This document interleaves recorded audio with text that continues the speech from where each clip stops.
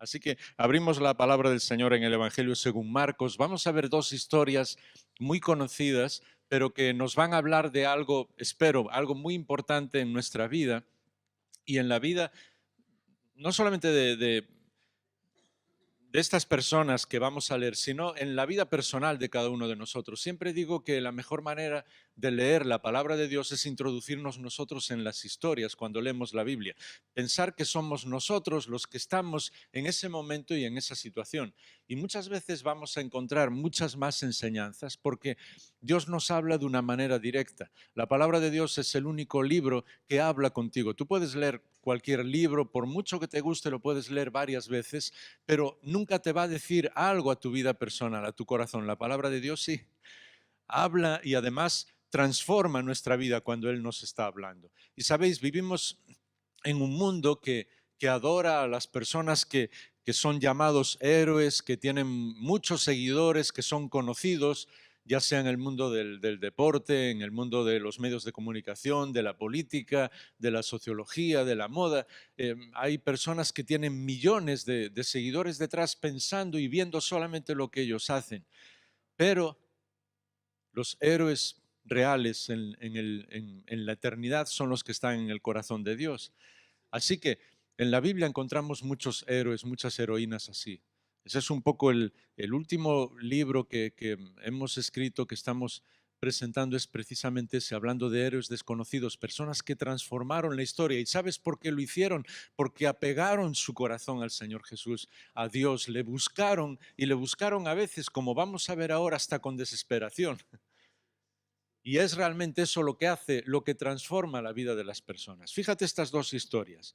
Seguro que las conoces muy bien, pero por ahora nosotros vamos a ser cada una de estas personas. Evangelio según Marcos capítulo 5 y el versículo 25. Es un hombre y una mujer. Los dos se acercan al Señor Jesús, pero de una manera completamente diferente a como lo han hecho todas las demás personas en los evangelios. Y vas a ver a qué me refiero.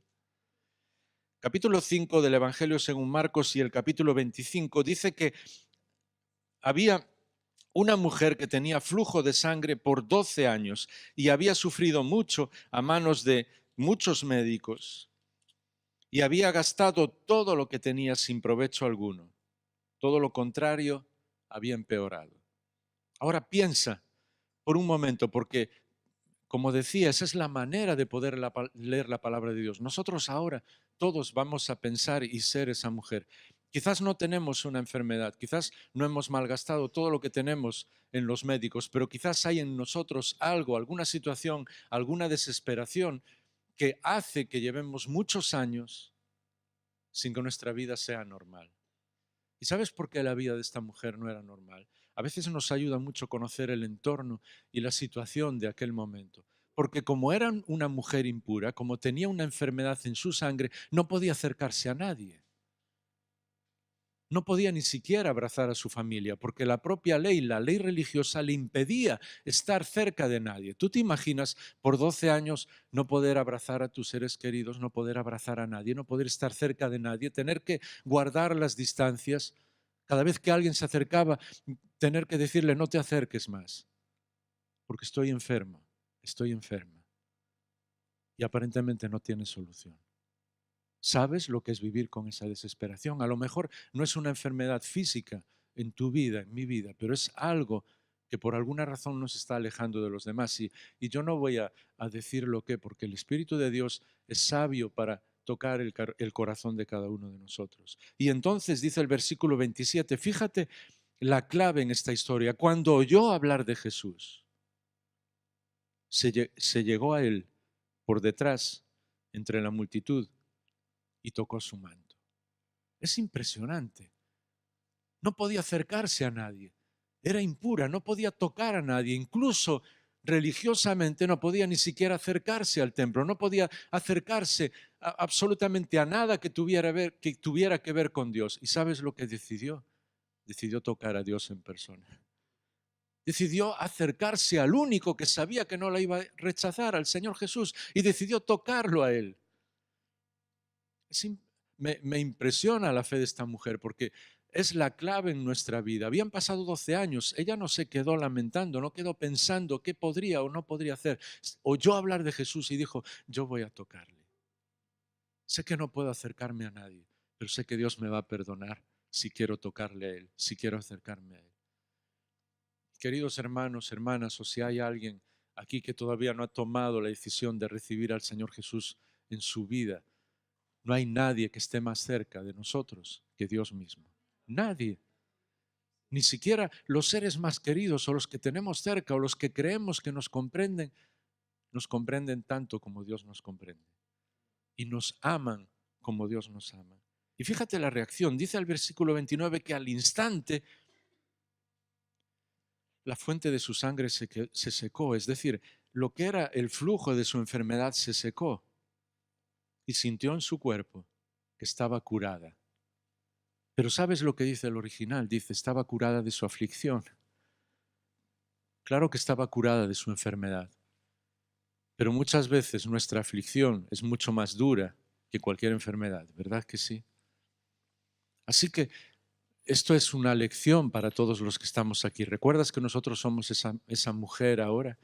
Cuando nosotros nos acercamos al Señor y queremos tocar al Señor, la clave es que Él nos cura antes que ninguna otra cosa de nuestro corazón roto. El Salmo 147 y el versículo 3 nos dice una imagen absolutamente entrañable. Dice que Dios está cerca de los que tienen el corazón roto y venda sus tristezas. Nuestras versiones dicen venda sus heridas, porque a veces el traductor, no sé si no le gusta tanto la poesía, yo digo en broma, que no es capaz de ponerlo literalmente, porque el original dice venda sus tristezas. Y para mí es una imagen tan bonita. Dios vendando mis tristezas, ¿te imaginas? Dios, como dice en el Apocalipsis, tomando cada una de nuestras lágrimas, porque ninguna de ellas va a quedar sin consuelo. Al instante aquella mujer quedó libre de su aflicción y enseguida, dice el versículo 30, Jesús, dándose cuenta de que había salido poder de él, volviéndose entre la gente, dijo, ¿quién ha tocado mi ropa? Y cuando a veces nosotros leemos esto, o incluso cuando predicamos sobre esto, pensamos, pero Jesús no sabía que a quién había sanado. Pero sigue leyendo, porque muchas veces todas nuestras dudas cuando leemos la palabra de Dios se resuelven si uno sigue leyendo tranquilamente y sigue viendo por qué el Señor hacía eso. Y los discípulos le dijeron, ¿ves que la multitud te oprime y dices, ¿quién me ha tocado?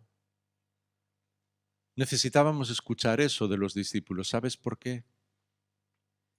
Porque había cientos de personas que estaban siguiendo al Señor Jesús, que le estaban escuchando, que estaban viendo los milagros que hacía, que estaban viendo todo lo que, como su poder era capaz incluso de resucitar muertos, que literalmente le oprimían porque querían estar tan cerca de él, y en sus vidas no pasaba nada, absolutamente nada. Prácticamente desde que era adolescente, cuando leía este versículo, siempre pensaba en nuestro país, en nuestro estado, en nuestra Europa llamada cristiana. Tantas personas que saben del Señor, que le conocen, incluso que saben de sus milagros, que pueden recitar versículos de la Biblia o conocer partes de la palabra de Dios, que a veces incluso pueden asistir a muchos lugares llamados religiosos, que casi están aprisionando al Señor, por decirlo de alguna manera. Lo recuerdo cada vez que veo alguna de esas procesiones, sobre todo en Semana Santa. Recordáis que las personas, tú los ves y dices, pero qué fe, qué devoción, pueden estar aprisionando al Señor, pero no pasa nada en sus vidas. No saben que al Señor no es aprisionarlo, hay que abrazarlo. Hay que tocarlo, hay que decirle, Señor, transforma mi vida. Hay que tener la fe que tenía esa mujer. Decirle, Señor, cúrame de mi aflicción. Porque uno puede estar muy cerca del Señor y los discípulos se dieron cuenta, la multitud te oprime, pero no hacía ninguna diferencia para ellos. Y yo espero que en esta tarde, si hay alguna persona aquí, incluso que ha estado por meses o por años, yo no lo sé, viniendo, incluso aprisionando al Señor, ¿me entiendes? De conocerle, de escucharle, que no te vayas de la misma manera, que tú digas, no, yo quiero tocar al Señor. Yo quiero que Él me libere de mi aflicción, yo quiero que Él transforme mi vida. Entonces dice el versículo 22, él miraba alrededor para ver a la que le había tocado. Él sabía quién era la mujer. Pero ¿sabes por qué él la mira? Porque ella era una mujer señalada por todos. Durante 12 años no se podía acercar a nadie. Y Dios, es decir, el Señor Jesús, quería restaurarla públicamente, que todos se dieran cuenta de que ella estaba sana. Y eso es lo que el Señor quiere hacerlo. ¿Sabes? Hay personas, y al final de la reunión, si me permitís, a mí me encanta orar siempre con las personas cuando quieren tomar una decisión para recibir al Señor, o incluso para orar, para que Dios siga transformando su vida o para fortalecerse en el Señor. Me gusta orar por las personas y a veces algunos amigos me dicen, pero Jaime, ¿por qué invitar a las personas públicamente? Porque cuando uno hace algo públicamente, está demostrando a los demás su amor. Cuando seguimos un equipo de fútbol y marca un gol, pues todo el mundo salta y no le importa que nadie lo vea. Cuando estamos en algún lugar que nos encanta o nos gusta, pues no nos importa que nos señalen. Pues cuando tomamos una decisión por el Señor también tenemos que hacerlo públicamente. Cuando necesitamos que Él nos restaure, cuando queremos orar como familia, pues también tenemos que hacerlo públicamente, porque es una manera de demostrar que nuestro amor por el Señor es inquebrantable. Y por eso la mujer, dice el versículo 33, y qué tierna es la palabra del Señor al decirnos los detalles. Fíjate, temerosa, es decir, con miedo y temblando, había sido sanada. El Señor le había quitado su aflicción, pero todavía tiene miedo. No te preocupes. Si tú esta noche quieres tomar una decisión que el Señor restaure tu vida y tienes miedo, hazlo. No le hagas caso al miedo, no le hagas caso a, bueno, quién sabe qué va a pasar o qué van a decir. Temerosa y temblando, dándose cuenta de lo que había sucedido, vino y fíjate esos pasos. Primero se postró delante de él y después le dijo toda la verdad.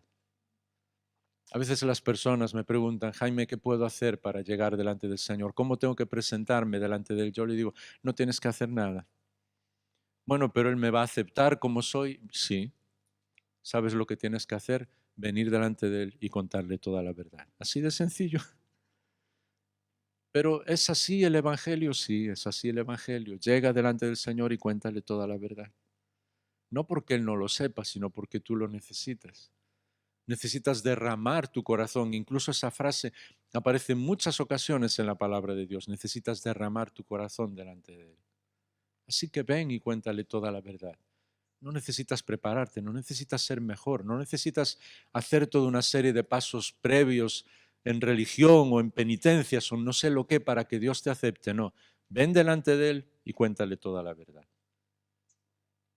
Y así estarás cerca del corazón de Dios. Y entonces, versículo 34, Jesús le dijo, recuerda, públicamente, delante de todos, delante de esa multitud que le estaba oprimiendo, Jesús le dijo, hija, tu fe te ha sanado, vete en paz y queda sana de tu aflicción. Y sabes, es la única mujer en todos los evangelios a la que el Señor le dice hija, porque ella demostró una fe inquebrantable en el Señor. ¿Recuerdas que tú y yo somos esa mujer? Necesitamos venir al Señor, postrarnos delante de Él y contarle toda la verdad para que Él transforme nuestra vida. Piénsalo, porque esta mujer fue una heroína por lo que hizo. ¿Ves qué sencillo, qué simple? Está en el corazón de Dios y en el corazón de miles de personas a lo largo de la historia que han leído su historia, y Dios ha tocado su corazón al ver la fe de esa mujer. Así que quizás esta noche, en unos minutos, tengas que tomar una decisión, o para recibir al Señor en tu vida, o para decirle, Señor, yo descargo toda mi aflicción en ti, ¿sabes? Soy tuya, pero yo no quiero llevar más nada de aflicción en mi vida. Vengo delante de ti y te cuento toda la verdad. Ahora fíjate el hombre y con su historia terminamos. El mismo Evangelio de Marcos, el capítulo 15, pero esta vez en el versículo 42, Marcos 15, 42. Y son dos historias, y por eso traigo de un hombre y una mujer diferentes, porque los dos se encuentran, deciden encontrarse con el Señor Jesús, pero los dos es en una situación absolutamente extraordinaria, diferente. Uno no se imagina por qué está pasando eso. Marcos, Evangelio de Marcos, capítulo 15 y el versículo 42. El Señor Jesús ha sido crucificado, ha entregado su espíritu al Padre y su cuerpo está en la cruz, sin vida. Marcos 15, 42. Y dice que al atardecer, como era el día de la preparación, es decir, la víspera del día de reposo, versículo 43, vino José de Arimatea, miembro prominente del concilio, que también esperaba el reino de Dios, y llenándose de valor, entró donde estaba Pilato y le pidió el cuerpo de Jesús. ¿Alguna vez has pensado en este héroe, en José de Arimatea? El Señor había entregado su espíritu al Padre y había entregado su cuerpo para morir por cada uno de nosotros en la cruz. Todos los discípulos, salvo Juan y las mujeres, habían huido. Juan y a las mujeres quedaron al pie de la cruz, pero cuando Él entregó su espíritu al Padre, todos se fueron y el Señor quedó solo. Su cuerpo quedó solo en la cruz. Ahora tú eres José de Arimatea. Dice miembro prominente, no solo uno más del Sanedrín, uno de los más conocidos, de los más importantes. Ponte en su lugar. El Señor ha sido ajusticiado y ha muerto en la cruz. Y vas tú ahora al general romano, al gobernador, a Pilato, al mismo que le quitó la vida, delante de los que no solamente gritaron y mandaron crucificar al Señor Jesús, sino incluso querían acabar con sus seguidores, como se ve en el futuro, y querían acabar con la vida de todos. Y tú te presentas solo delante del gobernador Pilato y pides ese cuerpo. ¿Tienes valor para hacerlo? Yo me escondería. No sé lo que harías tú. Pero esta persona, muy conocido, decidió hacer algo que nadie, absolutamente nadie quería hacer, y era cumplir la voluntad de Dios. Tomar el cuerpo del Señor y ponerlo en una sepultura, porque estaba profetizado que iba a ser así. Y se armó de valor, dice, llenándose de valor, fue a donde estaba Pilato y le pidió el cuerpo de Jesús. Ahora nosotros, a mí me gusta decir a veces que espiritualizamos muchas cosas en la Biblia y con eso perdemos la belleza de la palabra de Dios, y las que son espirituales no las espiritualizamos, es raro como somos. Pero tú te imaginas yendo a recoger el cuerpo del Señor Jesús. Ahora lo vemos, sabemos que Él iba a resucitar, estamos viendo la historia hacia atrás, pero en aquel momento, jugándote la vida y pensando, pero Él es Dios mismo hecho hombre, Él hizo milagros, Él resucitó muertos y yo tengo que recoger su cuerpo. ¿Lo entenderías o no? Para mí es muy difícil de entender. Si yo soy José de Arimatea y cada uno de nosotros lo somos, es muy difícil de entender. Pilato se sorprendió de que hubiera muerto, dice el versículo 44, y llamando al centurión, le preguntó si estaba muerto, si ya estaba muerto, y comprobándolo por medio del centurión, le concedió el cuerpo a José. Lo más normal es que ese centurión fuera el que con una lanza atravesó el cuerpo del Señor, ¿os acordáis? Así que él le dijo, sí, sí, está muerto, yo lo vi, yo lo hice, ya estaba muerto, pero no le rompimos los huesos, pero atravesé su costado con una lanza solo, para certificar que toda la sangre salió de él, porque salió sangre y el suero cuando ya no hay más sangre en un cuerpo.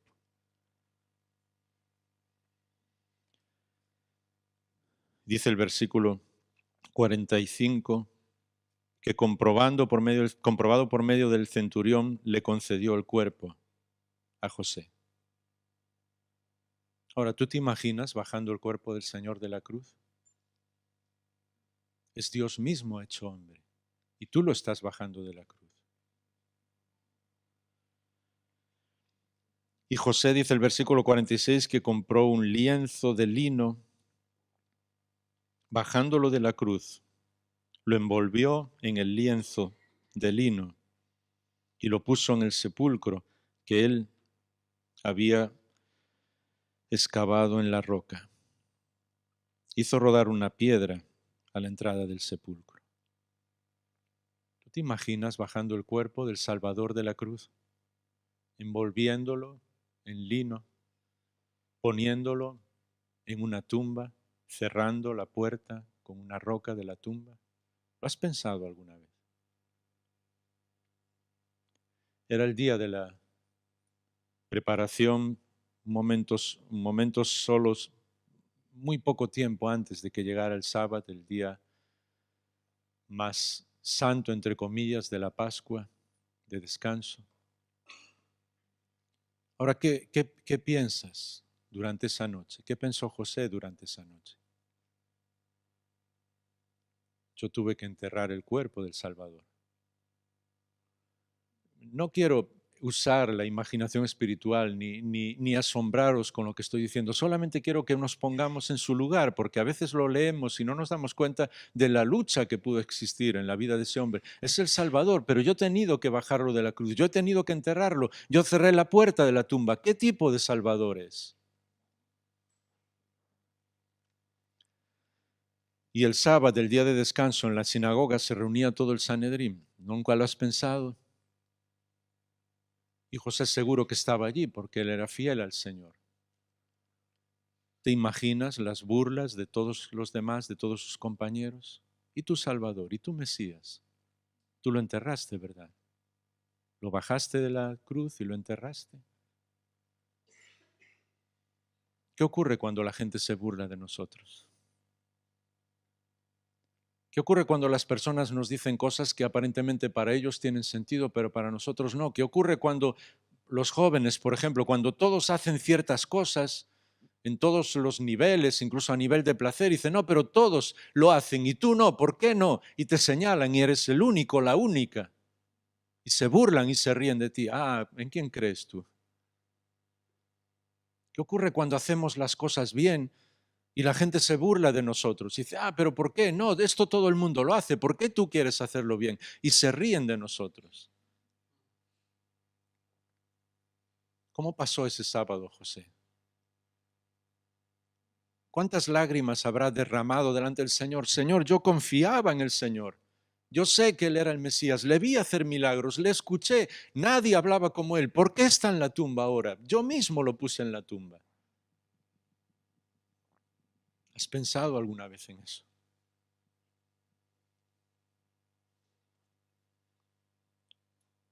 La Biblia dice en el versículo 47 que María Magdalena y María, la madre de Jesús, miraron para ver dónde José la había puesto. ¿Qué ocurre cuando no entendemos las cosas que Dios nos pide? Porque yo admiro a José de Arimatea. ¿Sabes por qué? Porque hizo la voluntad de Dios cuando absolutamente todos los demás se escondieron. Cuando todos huyeron, incluso los que habían estado años con el Señor, huyeron, se escondieron. Pero sabes, a veces nosotros admiramos incluso, y sé que me vais a entender y me vais a perdonar, a los héroes evangélicos, a las heroínas evangélicas, personas, no sé, grandes maestros o predicadores o cantantes o lo que sea, y pensamos que el mundo evangélico incluso que se decide por lo que estas personas dicen o hacen, está bien, todo lo que las personas hacen, hacemos para el Señor, está bien, pero lo que me enseña la palabra de Dios y lo que me enseña la vida de José es que muchas veces Dios escoge y usa a personas que son capaces de estar ahí y arriesgar su vida cuando todos los demás se esconden. ¿Dónde estaba Juan? ¿Dónde estaba Pedro? ¿Dónde estaban los discípulos, los hijos del trueno que le pidieron sentarse con él cuando volviera en su reino? ¿Dónde estaban escondidos? ¿Y sabes quién estaba haciendo la voluntad de Dios? Alguien que nunca en su vida, ni siquiera cuando el Señor envió a los 70, había ido a predicar a ningún lugar. Pero era una persona que amaba profundamente al Señor, arriesgó su vida y puso su corazón para hacer algo que Dios le pidió, aunque no entendía nada de lo que estaba pasando. Son más que palabras, espero que lo entendáis lo que os estoy diciendo, porque muchas veces Dios, los héroes y las heroínas del Señor son personas que somos capaces, que sois capaces de hacer la voluntad de Dios, de servirle a Él cuando todos han desaparecido y aunque muchas veces ni sabemos por qué estamos haciendo lo que estamos haciendo, pero amamos al Señor, Él nos lo pidió y con eso nos basta. Y se burlan de nosotros porque seguimos fieles al Señor. No me importa, yo quiero seguir fiel al Señor. Y se burlan porque creen que no puedo disfrutar de la vida porque no hago ciertas cosas. No, no, yo estoy disfrutando más que tú, recuérdalo, porque yo amo al Señor, al autor de la vida. Así que no me importa que te burles de mí ni digas lo que digas. Y se burlan porque hacemos las cosas bien. Pues mi Padre Celestial hace las cosas bien. Y por eso tenemos vida y por eso podemos disfrutar de muchas cosas. El mundo no vive por los que hacen las cosas bien, sino por los que aman de una manera incondicional. Así que no me importa que se burlen de nosotros.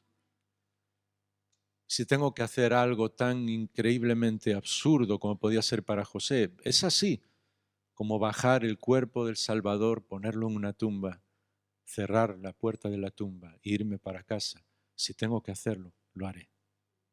Y si Dios me pide que haga eso, yo lo haré. ¿Verdad que lo vas a hacer? Pero sabes, y con esto termino, porque también quiero daros esa posibilidad de poder orar juntos ahora para terminar. Me encanta la historia porque nosotros ahora podemos ver algo más. Era sábado, todos se burlaban de José.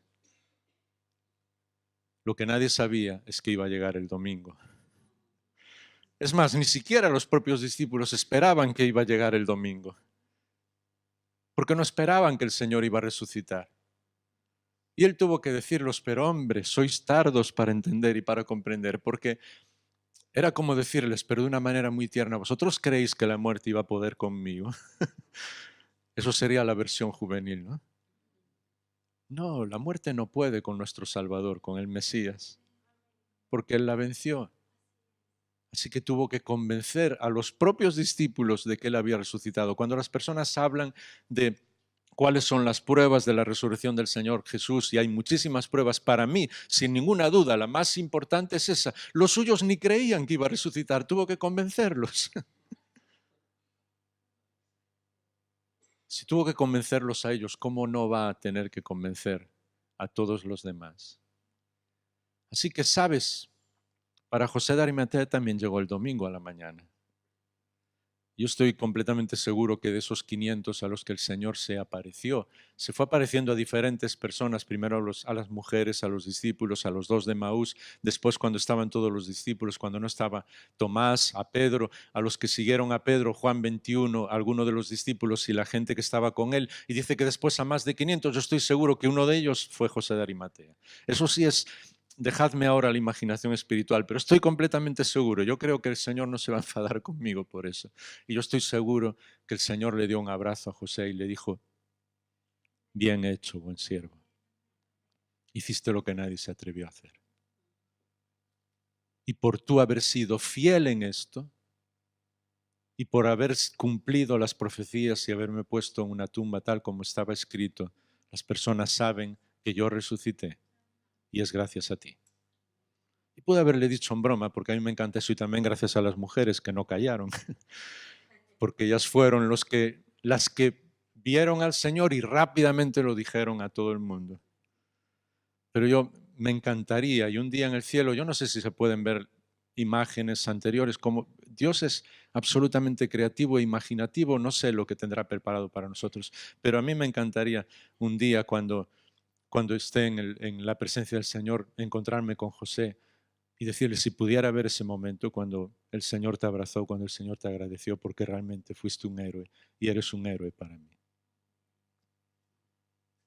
Y vosotros, cada uno de nosotros podemos serlo de una manera tan sencilla, ¿ves? Simplemente cumplir la voluntad de Dios, servirle, aunque aparentemente nadie lo sepa y todos se burlen de nosotros.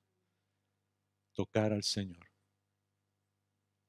Lo hizo la mujer y Dios quitó su aflicción. Lo hizo José de Arimatea para cumplir la voluntad del Señor. ¿Verdad que necesitamos tomar una decisión de querer tocar al Señor? Ya me entendéis que no estoy hablando tanto literalmente, sino en nuestra vida, en la dificultad o en el momento que estemos, y decir, Señor, yo voy a seguirte. No me importa si se burlan de mí, yo voy a seguirte. Dame fuerzas para hacerlo y lléname de tu espíritu para hacerlo. Yo quiero ser un héroe para ti, una heroína para ti. Vamos a ponernos en pie. Quizás haya una canción para terminar del grupo o los anuncios que el pastor Jesús pueda decirnos. Pero en este momento que nos ponemos en pie y en una última canción, incluso alguna de las que hemos cantado antes, la de Cantaré de tu amor puede ser perfecta. Voy a pediros que cualquiera de vosotros que queráis orar mientras ellos están cantando, y es una oración que hacemos todos juntos al Señor, pero si alguien quiere venir a orar, yo voy a acercarme aquí a vuestra mano izquierda, hay un hueco ahí precioso para ocuparlo mientras ellos están cantando, mientras está terminando la reunión. No os preocupéis porque todo siga y termine. A mí me encantará estar orando por cualquier persona que quiera recibir al Señor Jesús en su vida hoy, o cualquier persona que quiera orar para que el Señor fortalezca su vida, se comprometa con Él. No hace ninguna diferencia, yo siempre lo digo, orar conmigo, orar con el pastor, orar con una persona. Lo que hace diferencia es que tú te comprometas con el Señor y recuerdes el día de hoy como un día, Señor, yo a veces no comprendía algunas situaciones en mi vida, no comprendía cosas que estaban pasando en mi vida, pero yo quiero tomar la decisión de seguirte a ti y no importa lo que los demás digan y no importa a veces incluso si yo comprendo lo que está pasando. Lo que quiero es estar contigo y lo que quiero es seguirte a ti.